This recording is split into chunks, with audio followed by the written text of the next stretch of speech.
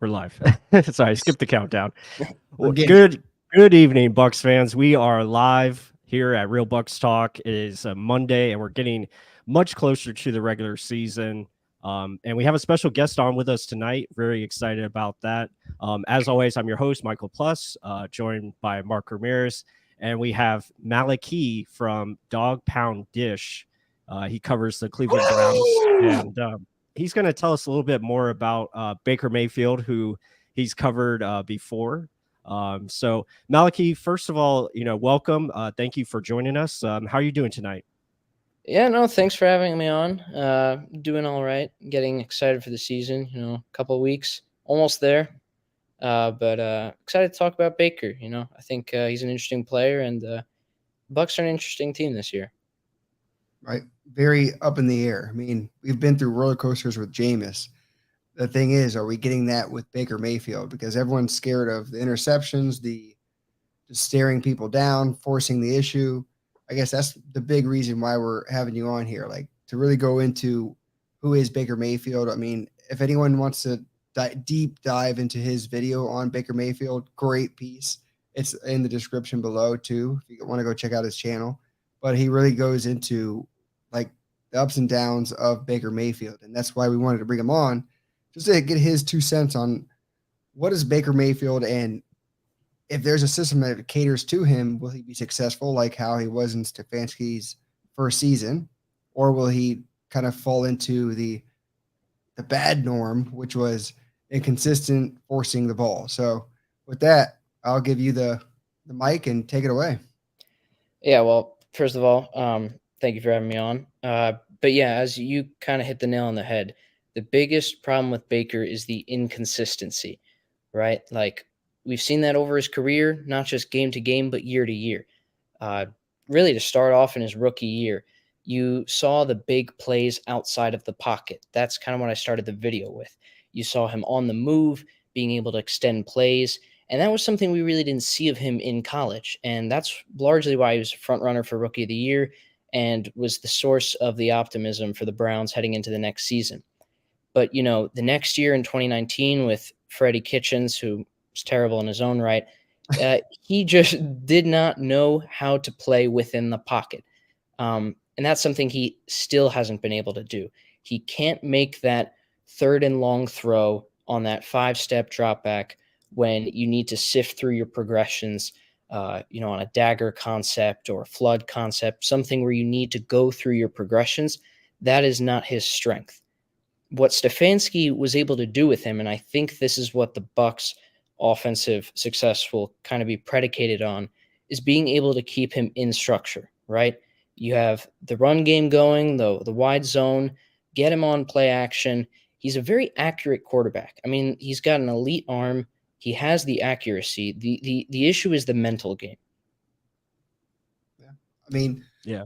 I guess that leads me into this next question. Yeah, we're gonna deep dive even more into this. Like it's a lot more to go into it than just he's accurate, but he can't read the defense, right? But I like this question by G Vegas. Did Baker take the Browns to the playoffs, or was it more the team around him? I mean, if you watch his channel, that Browns defense, he did not like the Browns defense. So I'll let you take it away. What did you think? Do you think that Baker in that year that they lost to the Chiefs in the playoffs, did he get them there, or was it more coaching and the team overall? Yeah, it's a good question.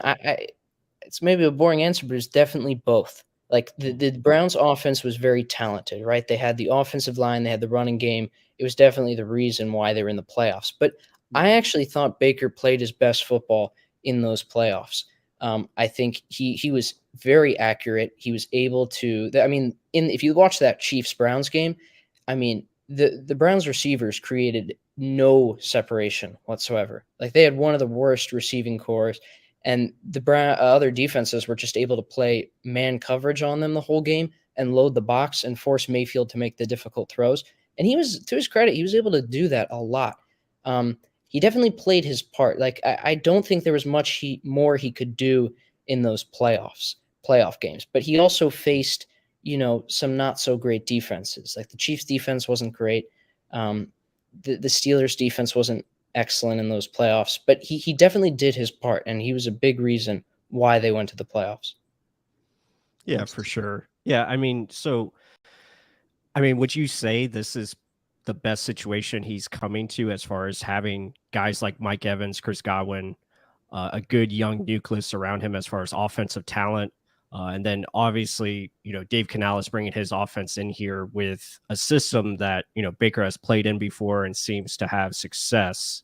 So from that standpoint, it looks like he could have, a rebound season as far as, for the Buccaneers.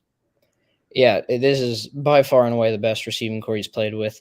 I mean, he's going to have I mean, I know there might be questions with the offensive line, but you've got Godwin, you've got Evans. He's going to be able to take advantage of these one-on-one matchups.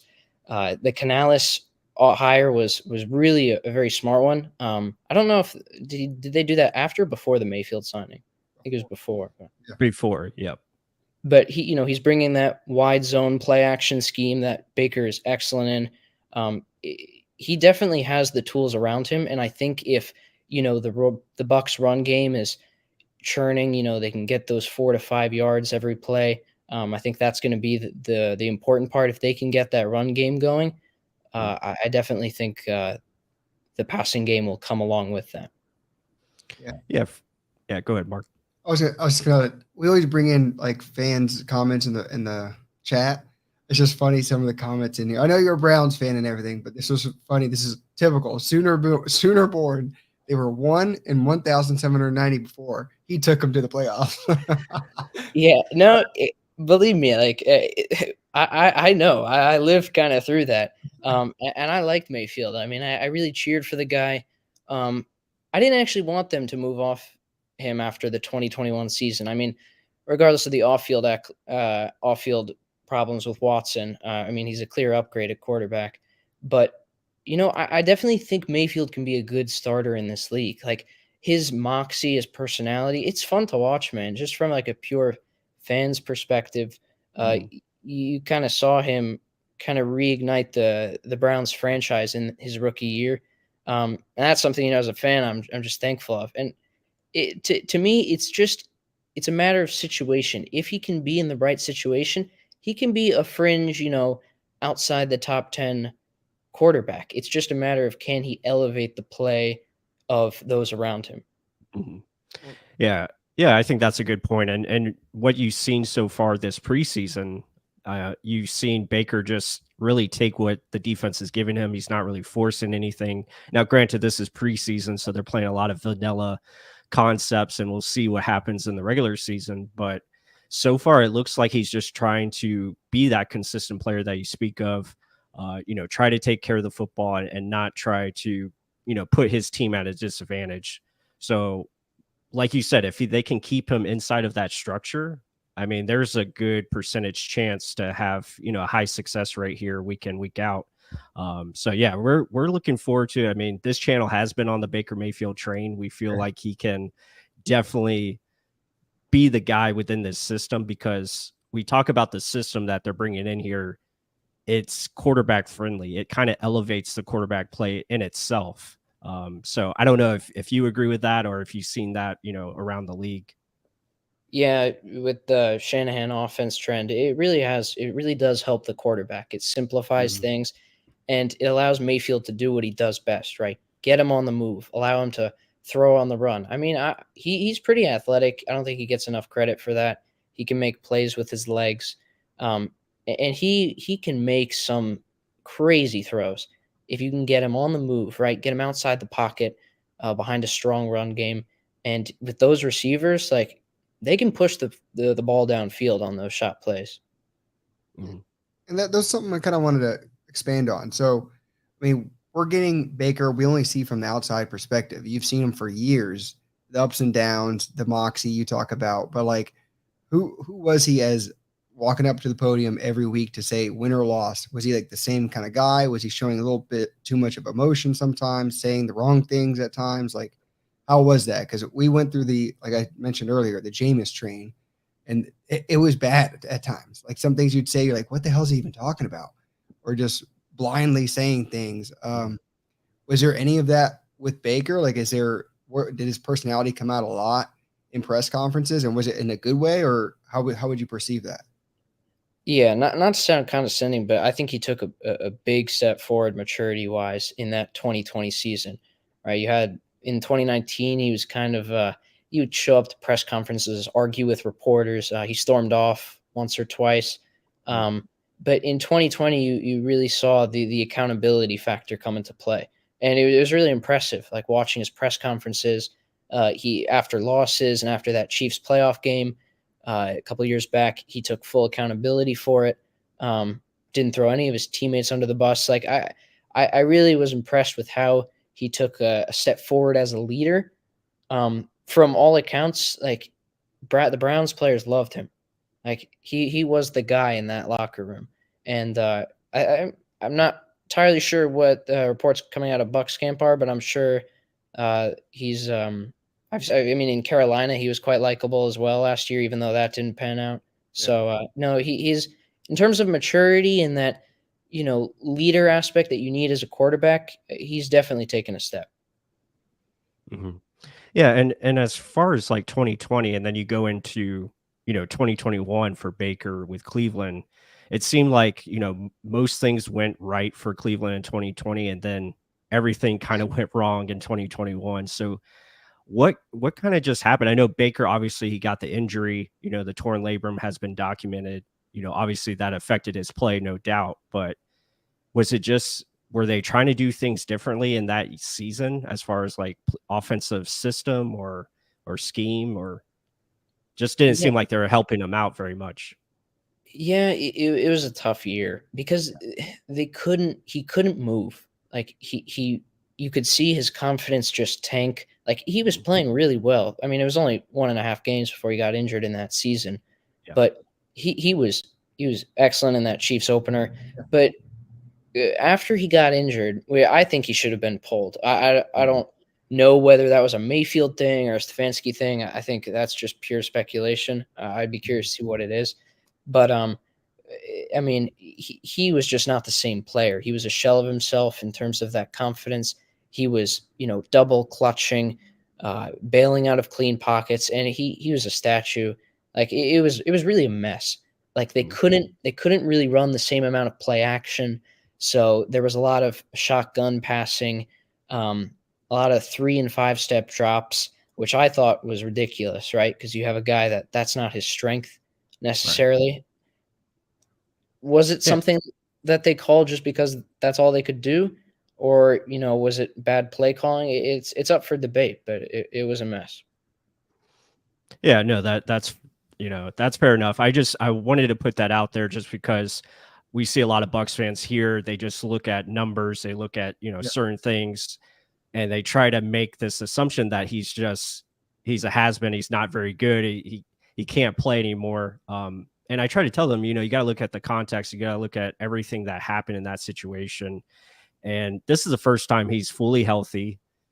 He had a full off season, to learn everything, to get, the grasp of the players, teammates, all of that. Didn't have that last year in Carolina. I mean, people forget he was traded very late in the off Mhm. season, and just didn't work out. And then he went to LA and actually played pretty well. So I mean, we're excited to see what he can do. But Mark, you had yeah, go ahead, Mark. Yeah, with no one around him too. Yeah, exactly. Yeah, I Uh, mean, you even look at that LA stint, right? No players around him at all, no talent in that McVay system, kind of similar to what Canales will run, and he was pretty good. I mean, for what he had. yeah, absolutely. I mean, that's the biggest telling part. Like we broke it down even more. He was actually going through progressions and slowly getting through it.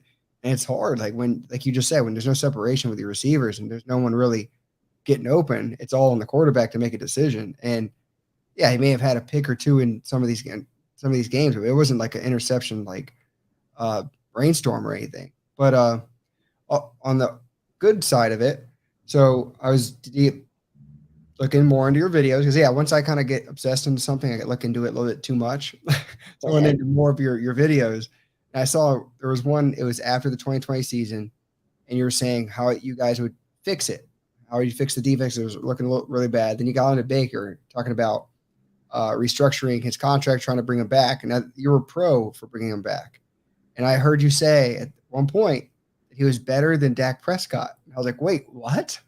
I guess so. I want you to expand on that. Like in that point, was that just a high because of how good he played in that playoff stretch, or was he at that point like at that caliber he could be that type of quarterback? I mean, because it's just been so inconsistent. I mean, that's the whole story with Baker. It's when can he be consistent, and if he is consistent, yeah, I guess he could be Dak. But I'll let you expand on that. Yeah, no, for sure. I mean, to start, I'm not a huge Dak fan. I think, that's not just Cowboys bias. I'm just not a big Dak guy. I think, well, I won't get into that, but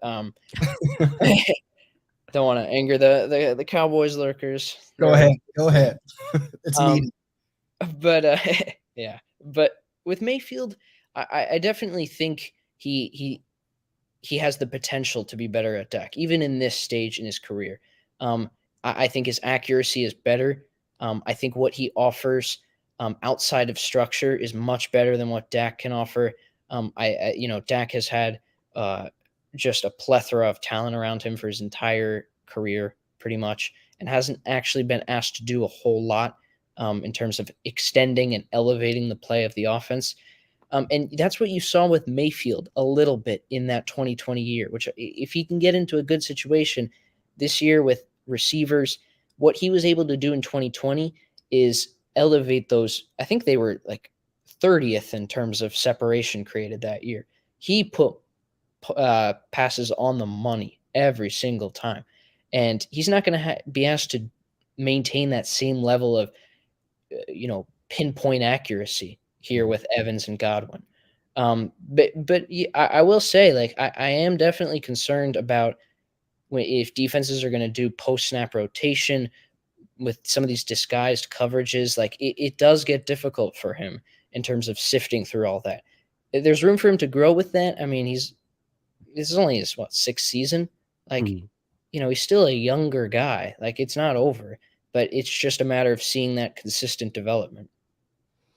Yeah, for sure. And I think that's why they brought in Dave Canales, because, his work with Geno Smith obviously has been well documented. He was comeback player of the year last season, and really took, giant steps forward.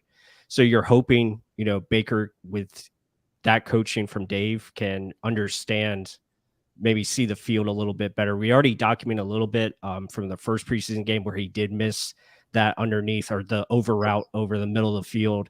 It's like he's looking at it, but he didn't pull the trigger.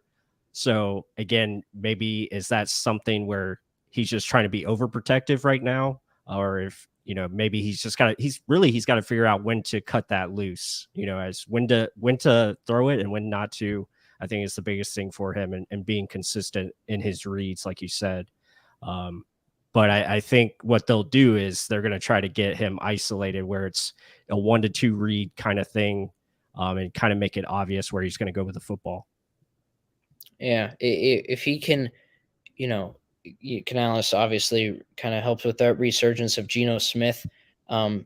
It's just about the consistency. And if he can do that, I mean, Bucs are a talented team, even from an outsider. They've got the defense. They've got the talent around him offensively.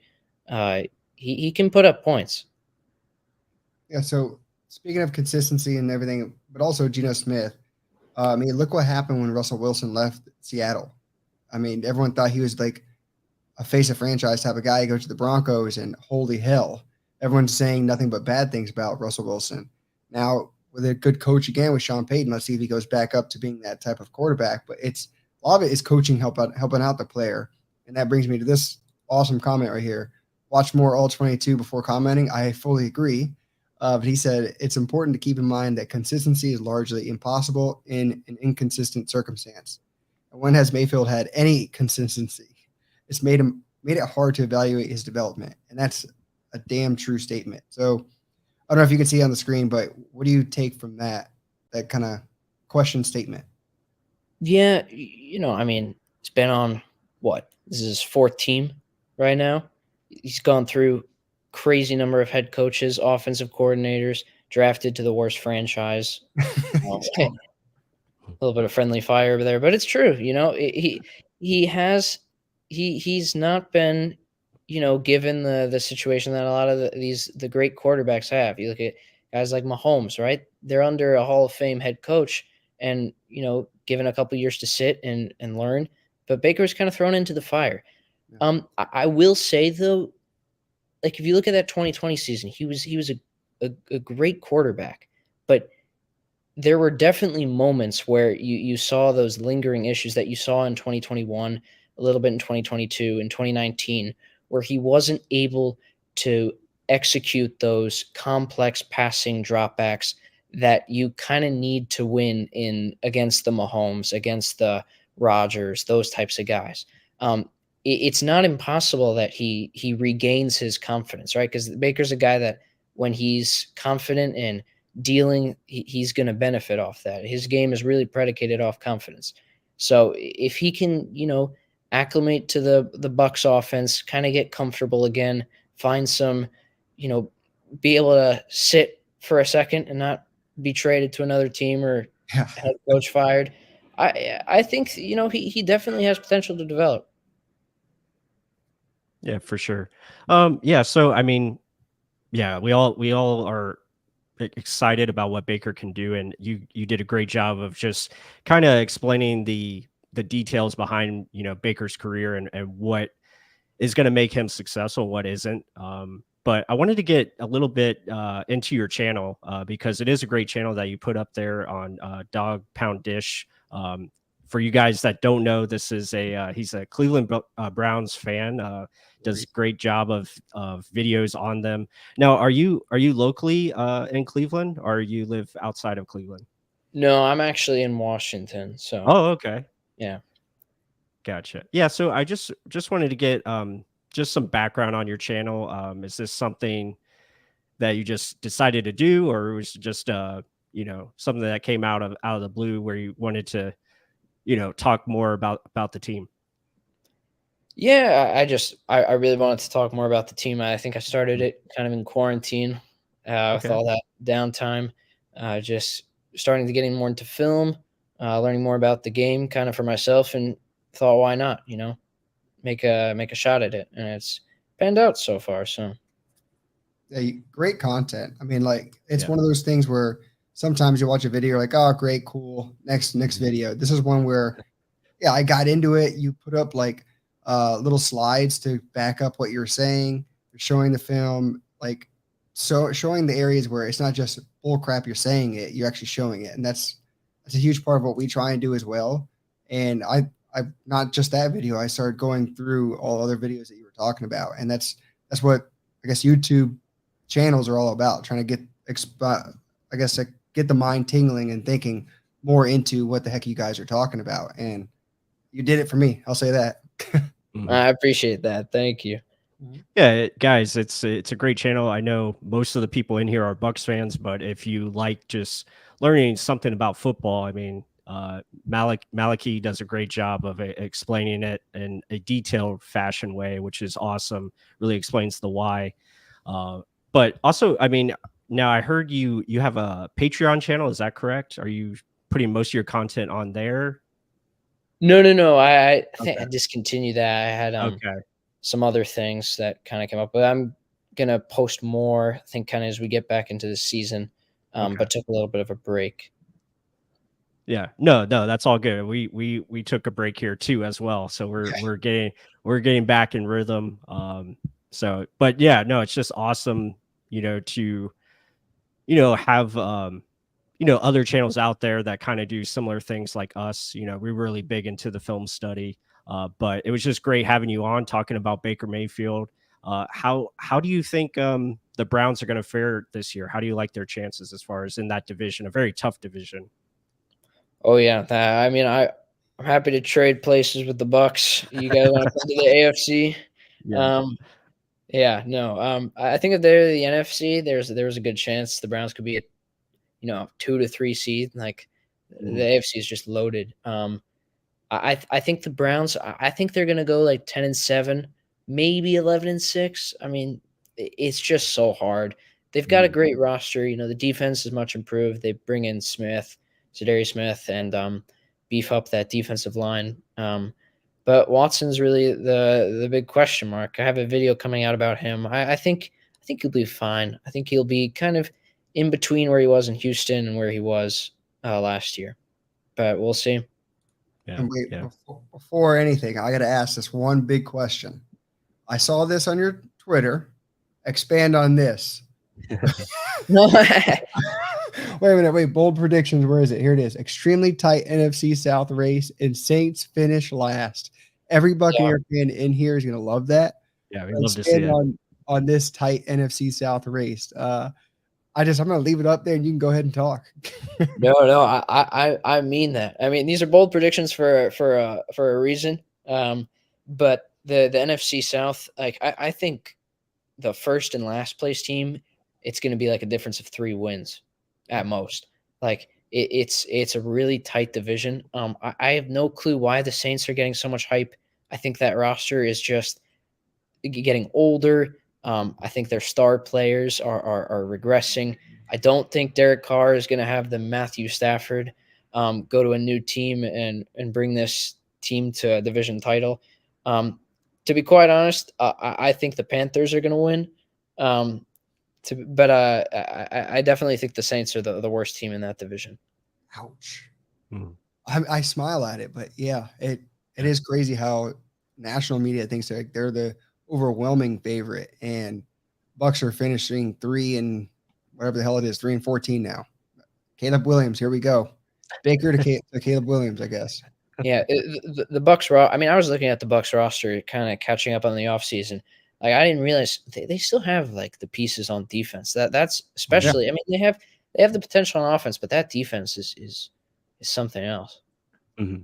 Yeah, I think we talk about it all the time. I think the big key for the Bucs, obviously is going to be staying healthy. That's going to be the huge key when you look at it, because again, they're not overly deep. They're kind of top heavy throughout the roster. So, injury luck is going to be a big thing for them. But yeah, man, we appreciate all the insight you provided with us tonight. I think that's going to do it. But we appreciate you coming on, and wish you the best of luck this season for Cleveland, and maybe have you on sometime in the off season again. It'd be great just to dive in and talk, film or whatever. Yeah, anytime. Like if mid-season Baker's doing well or not doing well, just let me know. Thank you so much for having me on. And I'll be cheering for the Bucs. I'll be pulling for Baker. Thank you. We need it. Yeah, we appreciate it. But everyone, that's Malachi from Dog Pound Dish, and be sure to go check out his channel. Hit that subscribe button for him. That would be awesome. But thank you, Malachi, and have a great night, man. Thank you. You too. Appreciate it. Thank you. See ya. So that was pretty awesome. Just some good insight on Baker Mayfield, the Buccaneers starting quarterback. Go check out his YouTube video. We linked it in the description. He talks about Baker Mayfield in depth, does a really great job of film study on him, really talks about, the ins and outs of his game, what his weaknesses are, what's his strengths. It's really cool. You see right there, the collapse of the Baker Mayfield era. Really great video. So, but with that said, we can get into Buccaneers football. We appreciate all of you guys that are in here that joined us. We see all the comments. So I hope you guys enjoyed that. Hopefully you guys got something out of it. It's going to be, we feel pretty cool to just watch Baker this season. And that last game against Baltimore, he looked pretty sharp. I mean, I was telling Mark, I was like, this offense reminds me of Oklahoma offense. Like there's a lot of similarities to it where, they're doing the RPOs, they're doing the run, marrying the pass game, the quick screens, the play action, the bootlegs, all those things that he did in college and also in 2020 with Cleveland. There's a lot of similarities. So, Mark, I mean, just how you feeling about what you saw? We put a film study of it up today. What do you think of Baker so far in this preseason? Or the preseason's over now, but yeah. The preseason itself, he was extremely clean. He was extremely, let me just do as I'm told right now. It's more, I guess, when things don't go our way or when you do see these deep developing routes, like that, he only had one miss up, and it was that the same damn play that every time you see a bad play on Baker, it's this play. It's a go route with an over underneath it. And he doesn't go to the over that's usually wide open, and the deep route is where he usually goes to. But instead of this time, he threw it to the short running back in the flat, and the guy got pummeled, but ended up getting his first down because it was a flag. But either way, there's Dog Pound Dish. Yeah. Appreciate you guys having me on. Good luck this season. Same to you guys. But great channel, guys. I can't say it enough. Go check it out. I got stung by whatever the hell you call it, the bug, to go watch all of his content. But yeah, like Baker, like he said, if he's on the move, he's special. He can make any throw on the move. I think we need to keep on that. Have, like Canales says, run plays out of the same sets, right? So you can run it out of a run set, you can pass out of a run set. It's all looking the same. So that only works to Baker's advantage. And that almost makes it seem like Canales handpicked Baker, because Canales was assigning first. He knew a guy that can run this offense was Baker Mayfield. So let's get that opportunistic guy in here that has that chip on his shoulder to get after it. And what do you know? He's our starting quarterback. How far will we go? Well, let's see. I think it's more predicated on this running game getting going than worrying about, is Baker going to lead this team? Because where was it? That question up there, like someone was asking, was it Baker that took him to the playoffs? I think, and he answered it pretty well. Like, it was both. It wasn't just Baker himself. It was the defense working well. It was the offensive play calling, running game. They had the two-headed monster back then. I think it was Kareem Hunt and Chubb. So we have Rachaad White and a running game that was lack thereof last year. So let's see if we can actually get a running game going. Yeah, I mean, and speaking of the last preseason game, I mean, they did get the run game going. They had, Rachaad White had, I think, over 39 yards. He had 5.6 yards per carry.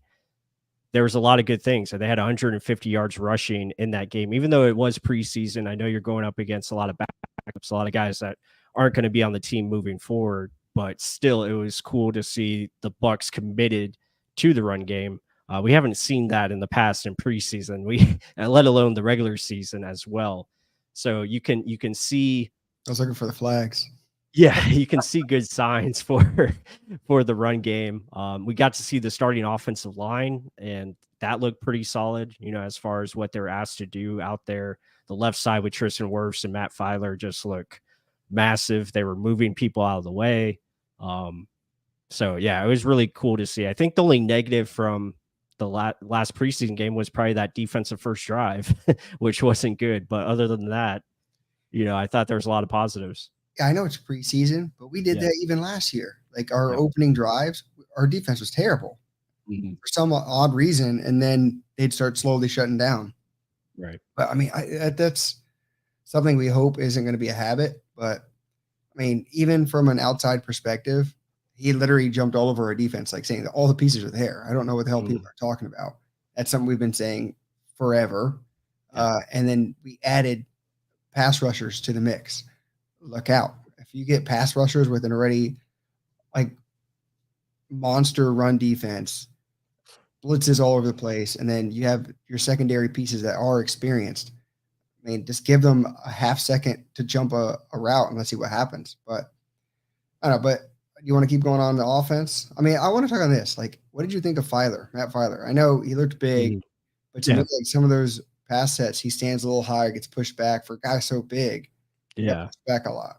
Yeah, he got bull rushed quite a bit on that. Well, obviously that play I put up on Twitter of the little peekaboo play by Baker, where he's hiding behind Matt Filer and throws it to Chris Godwin. But yeah, he definitely got bull rushed there.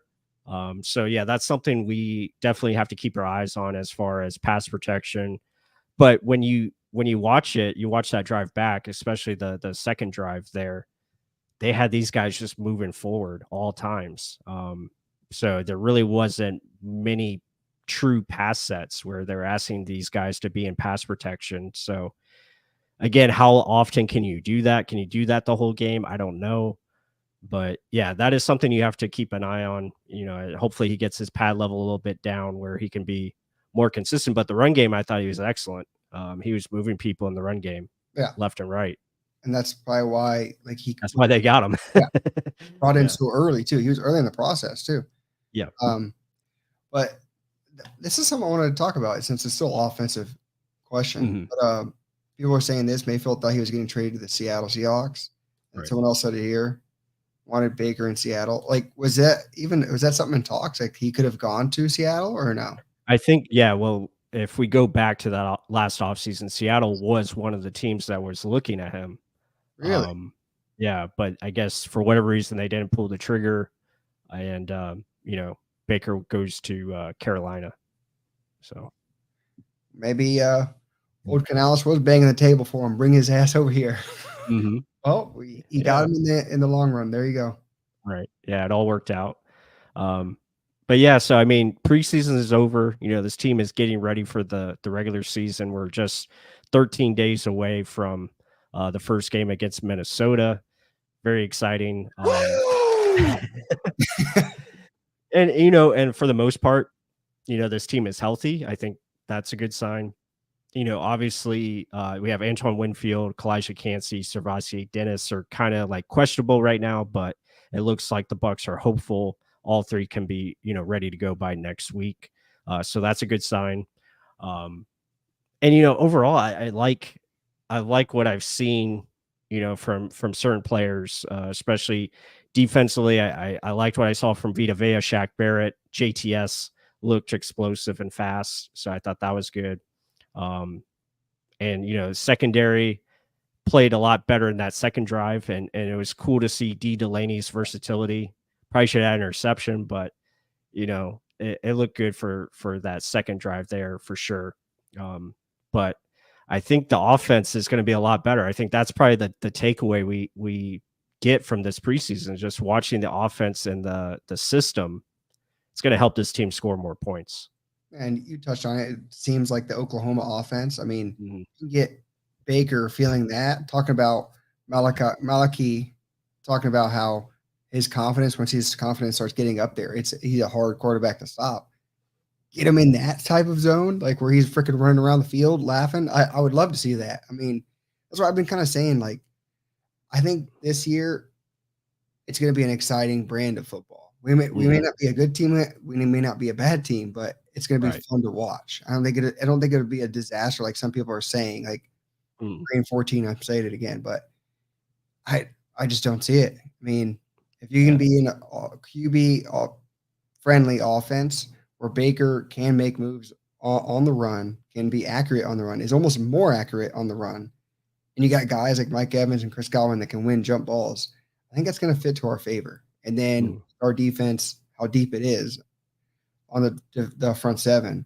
Even you were just mentioning Deep Laney. I mean, that could be our fifth corner, right? I mean, you're looking Dean, Colton Davis, McCollum, Izzy is your slot nickel corner, and then D Delaney making it. That's a pretty good five. Yeah, absolutely. And I'll bring up our good friend JC Allen here with the tweet, as he's been doing the analysis of the cuts, or at least having a cut tracker.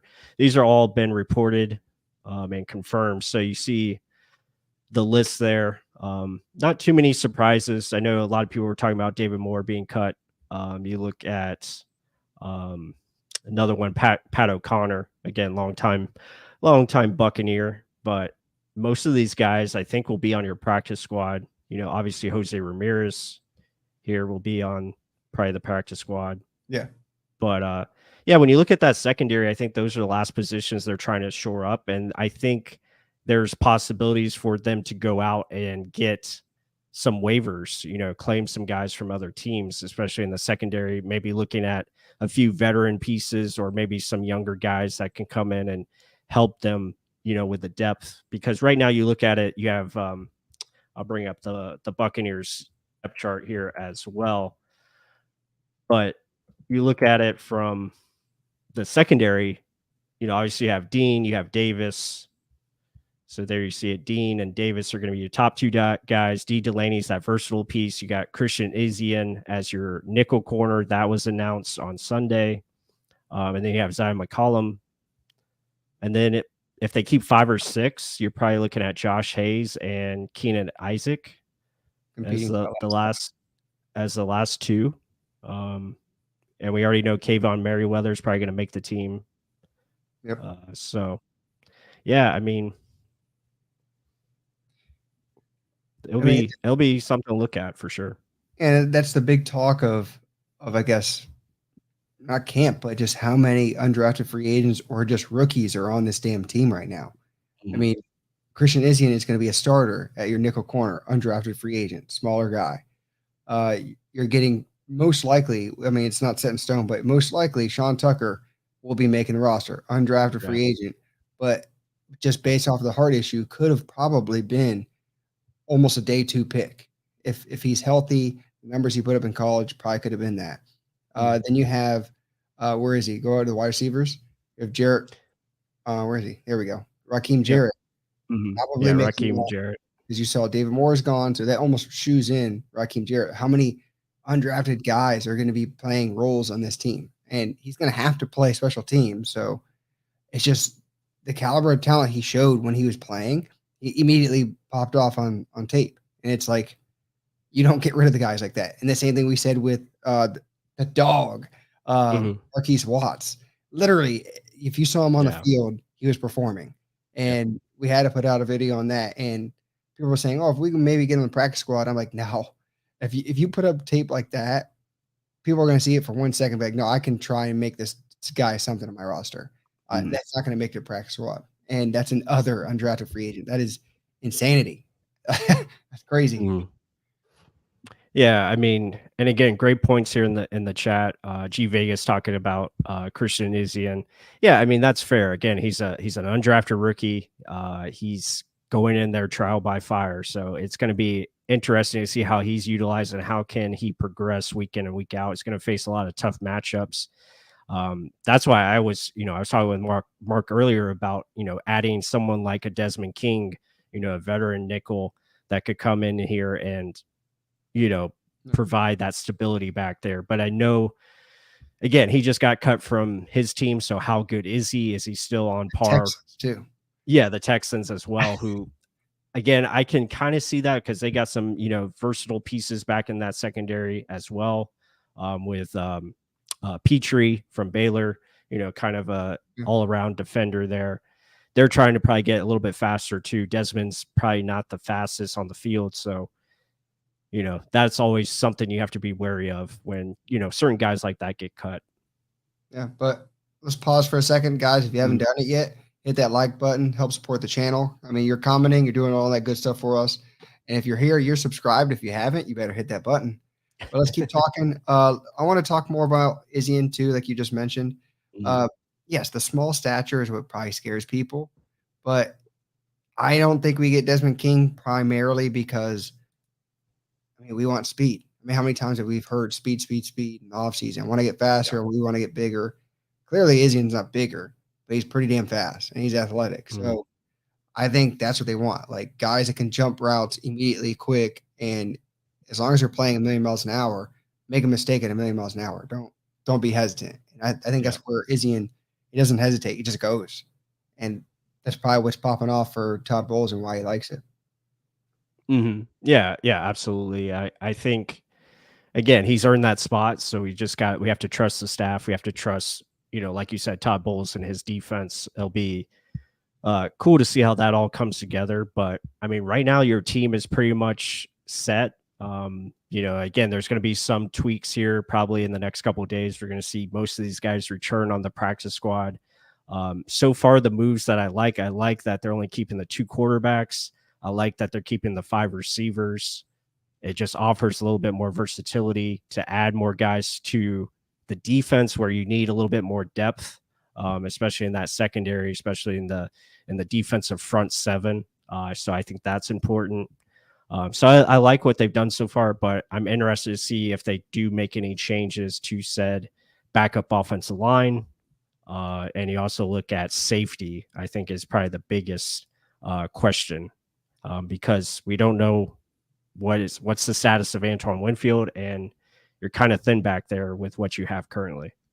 I mean, being realistic, do you even think we actually go after any any guys that get cut. I mean, veterans. I mean, young players I can see us doing, but I mean, Yeah.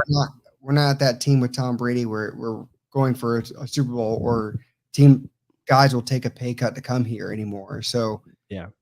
people are saying that I think we're, how do I say this? Gifted players over the past 3 years, just because everyone wants to play with Brady. I don't think we're going to get that luxury no more where people are like, oh, yeah, let's go to Tampa because that's the place you're going to win. I mean, we're getting, like I said again, 3 times, Yeah. 3-14 record predictions. So I just think, they're just going to stay young, run with what they got, run the systems that they have. Defensively, they have the main corner pieces in there. Offense, Canales just has to get that system going. Mhm. Yeah, I think you could. I think that's definitely possible. I just see them maybe looking for some young, cheap talent that could be available on the waiver wire, and they put in a claim for those guys because again, they don't have a lot of money, they don't have a lot of cap space, so they probably have to add, maybe just if they see a young player out there that could be a definite upgrade, especially at one of those positions, whether it's offensive line, defensive backfield. I think they definitely could go after that. As far as veterans, you're probably right. I don't think they'll go after, older players. It'll probably be guys that are 1 or 2 year players that have a cheap contract that they can pick up and, just add to the team. Yeah. I can see that, but Yeah. again, they got to make it. Yeah. Yeah. It's got to be a definite upgrade because whoever you claim has to go to the 53-man roster. So it has to be someone that you think is better than what you're letting go. So that's where it always gets tough. And plus you always have teams ahead of you because the Bucs are not the top team at the waiver wire. So I think they'll be right at 19. So you have to wait 18 teams, to get that one guy that you're looking for. So it's tough in that regards. That's why you see like certain teams only get maybe 1 to 2, maybe 3 players at the most. Unless you're like the number 1 team, you can get like maybe 5. But that's if you're, Arizona right now. He's trying to tank, obviously. Yeah, it's almost a given. I mean, Mhm. so I want to hear in the chat too. So are people still really, really concerned with the offensive line? Is it still really like we have a Swiss cheese line? Or are you thinking Baker's going to be hurt the first game? Like, I'm trying to get the consensus on this. Like, what do people think? Like, you saw the first guys out there. I don't think he had that much of a pressure in it besides that one play you showed. Mhm.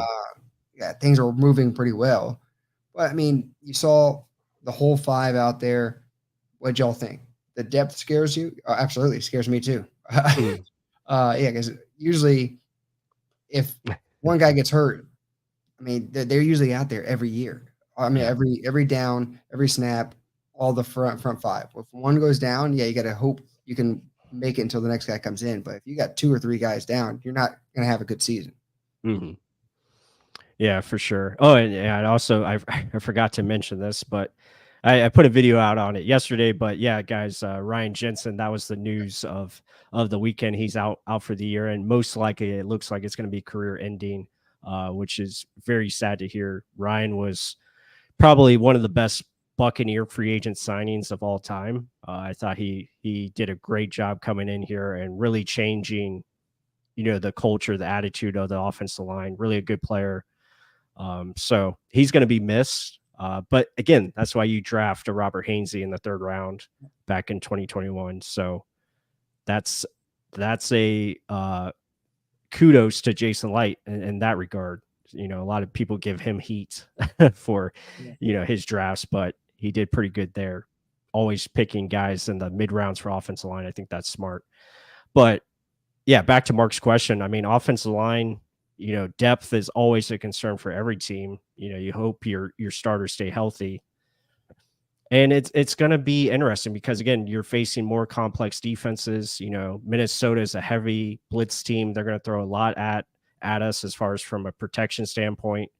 So those are the things they're just going to have to be ready for. Will they? I mean, we don't know. We don't know until those bullets start to fly.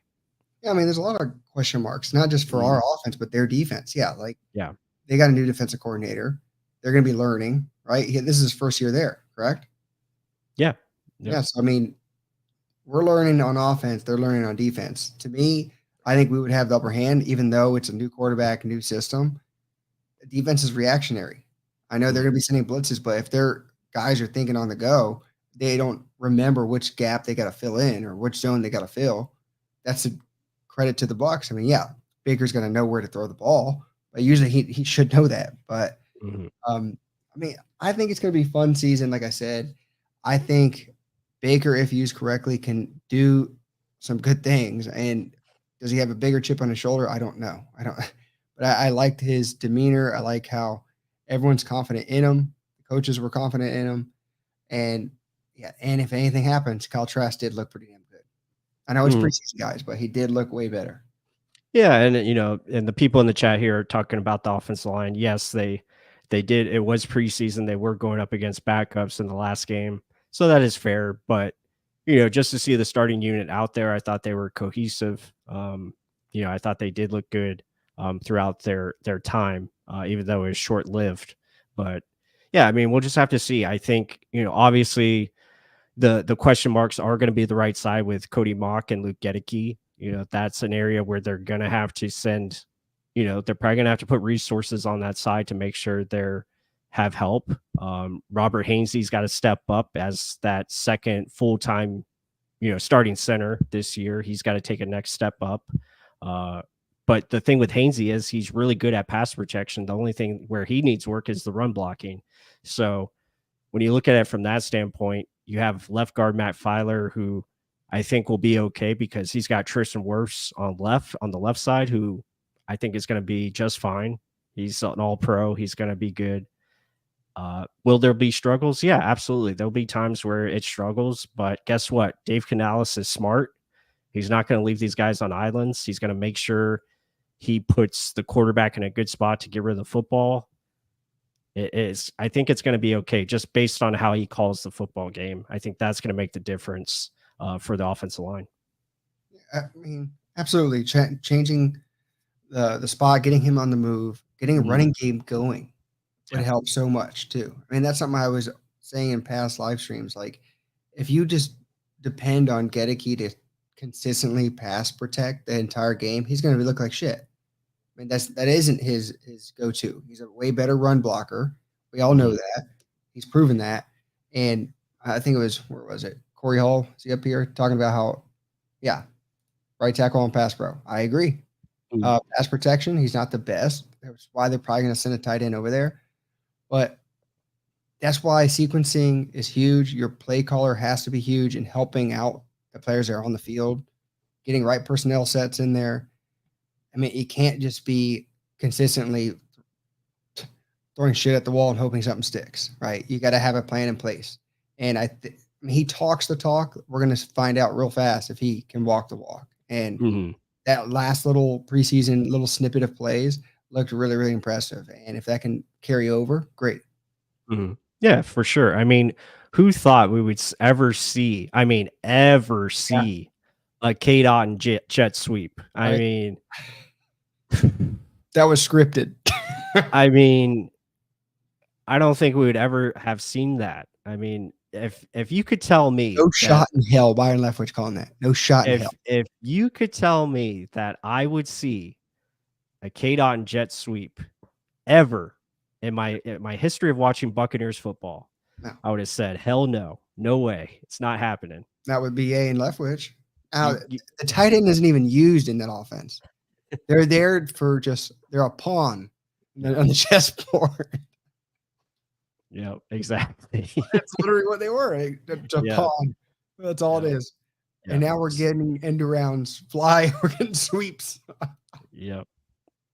Yeah. So, I mean, no, I'm probably not going to see in the regular season. Maybe not. Maybe not. Yeah. Maybe not. But hey, who knows? I mean, maybe he runs it and then he hands it off to another guy coming across and it's a double reverse and they're like, holy hell. What the hell's going on? I mean, what the hell's going on? But yeah, I mean, it's eye candy. I mean, that's what you get. That's the beauty of this offense. You have pre-snap motion. You have guys moving around. You have, you're distracting the defense. You're keeping the defense off. Yeah, Koki for the jet sweep. Oh my God. Yeah, that would be I could just imagine that. Oh my goodness. But I mean, it's fun. I mean, how many play action did we see in this preseason so far? I mean, it, everything that was called, I know it again, it's preseason, but the plays were just set up there for success. Guys were getting open. We had easy completions for our quarterback. That's something we haven't seen in the past. So I think there's potential there for this offense to overachieve, but it's also there's potential for it to, obviously go the wrong direction as well. Um, we just have to see if those X factors in Canales, Rashad White, and this offensive line can do their parts. I think we'll be okay. Like you just said, though, it's vanilla. Kate Yeah. Otten with a sweep is vanilla. Exactly. We haven't even seen the offense, so who knows? Chocolate. Imagine chocolate's out there. But like, I'm excited. This is why I'm like excited for the season. Like, I still can't believe he did that. Yeah. Hey, it's preseason. He could have gotten hurt. But hey, and Kokeef's block on that play was fantastic. Oh yeah, perfect timing. Right? Yep. Just based on that, he deserves a sweep of his own. But so slow. But yeah, like so stuff like that, creativity with the ball.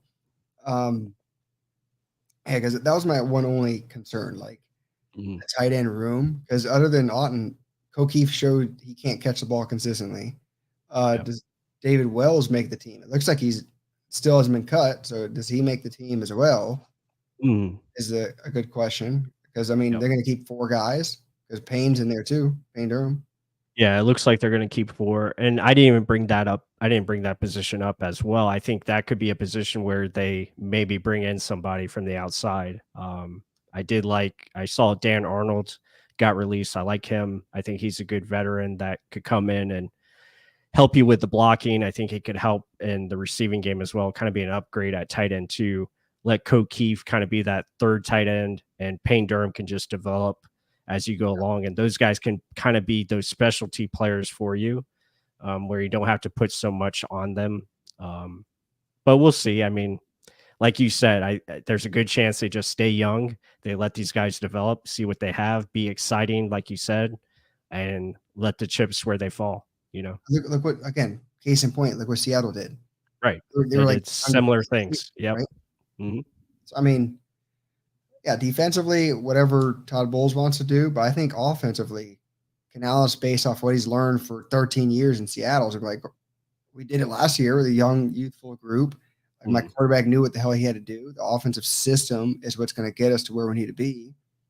If I teach him well, things should thrive, and that's what a teacher is supposed to do. So something we have never seen here in Tampa, and it's probably why people are scratching their heads like, holy hell, this is going to be a bad season. Well, if you're taught well, you can actually execute well. So yeah, let's see. That's why again, I'm excited solely because of that. A new direction. Hopefully it's a good direction. Yeah. So I think we'll end it on this. I want to ask this question, and we can put it out there in the chat as well. Who's one player on offense and defense that you think, I don't know, are like you're most excited about to watch this year, or you think can have a breakout year on offense? Yeah, offense and defense. I want to say Kate Otten can break out just based off of Canales' system, using a lot of the tight ends in there, because everyone's going to be doubling Mike as usual. I think because of that, if we have a system that actually knows how to find a tight end, I think Kate Otten could have a very big, because he's so consistent, a big year, just getting like 80 yards a game, 80 yards a game. I think that's something he could almost grow into, that'd be a consistent part of it. And then defensively, yeah, I mean, Baker's almost the easy one. I mean, a lot of people are saying Baker. Yep. Yeah. I would scream Baker because I'm a huge Baker Mayfield fan. I don't know if you get that, guys, from the chat or from the videos we do. But yeah, Elijah Canty is my big one. Like, I think I'm most excited to see him because we haven't seen him at all. Right. And I'm excited to see someone get after the quarterback, especially his opportunities next to Vita Vea. Like, I just see like how Aaron Donald was next to Ndamukong Suh, like that type of I'm not going to say he's Aaron Donald, but I'm just saying Man, Tony. Man, Tony S. I love it. Oh my goodness. And he had a great comment here. He had a great comment here. Peyton Durham sounds like a pitcher who smokes Marlboro Reds. Wait, bring this back up. Tony, Tony made it. It made it in the end. Yeah. Who won't break out? Logan Hall. Woo! Oh my God. He's right. If that'll be the biggest shock. I'll say this. If Logan Hall breaks out, we're a Super Bowl contender. I'm saying that. If Logan Hall breaks out, we're a Super Bowl contender. So that's showing. It's so great. Oh man, Tony, that was awesome. It's so great to have you back in here, man. We missed you. Yeah, number one, love it. Yeah, Rashad White. Yeah, a lot of people are saying Rashad White. That's awesome. Chris Godwin. Yeah, Joe Tryon. Yeah, Joe Tryon finish plays. Yep, definitely. Yaya Diaby. Okay, Yaya Diaby got a vote. That's cool. Yeah, I guess I can go with mine. I haven't even said mine, so I'll say, who I think will break out on offense. I really like Devin Tompkins. I just feel like he's going to be that guy that makes a lot of plays. I know Trey Palmer's getting a lot of hype here early, but I think Devin Tompkins is going to be that guy underneath that's going to be reliable and kind of have a breakout year. Not only on offense, but I think he'll have a good year on special teams. We already seen his return ability. And then defensively, I'll go with a shocker here, and I'll say Devin White just because of the contract. I think he's going to play because he wants that money, and I think he's going to play well.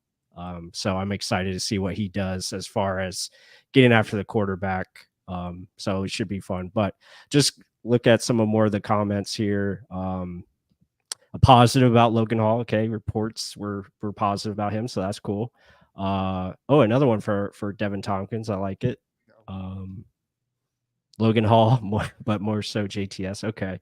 Yeah, JTS, I get it with the edge rusher. You want to see those sacks.